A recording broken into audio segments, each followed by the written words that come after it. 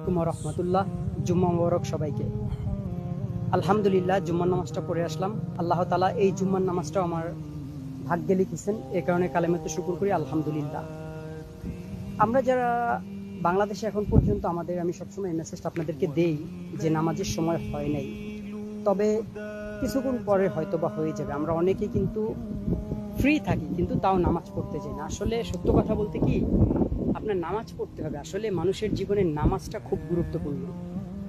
এই গুরুত্বপূর্ণ জিনিসটা আমরা গুরুত্ব দিই না। দেখুন, আপনি যদি ছোট্ট একটা জিনিস ভাবেন, যে আপনি যদি চোখ দুটো বন্ধ করেন, তাহলে আপনার পুরো পৃথিবীর যত সৌন্দর্য যত কিছু আছে আপনি কিন্তু আর দেখতে পারেন না।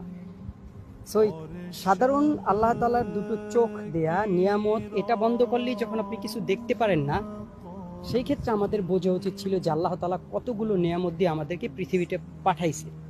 তার শুকরিয়া আদায় করা আমাদের দরকার ছিল, যে আমরা আল্লাহ তাআলার শুকরিয়া আদায় করি।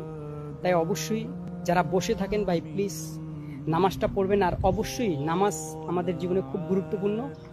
সবাই ভালো থাকবেন, সবার জন্য দোয়া ভালোবাসা থাকবে। সবাইকে আবারও জুম্মা মোবারক। আসসালামু আলাইকুম ওয়া রাহমাতুল্লাহ।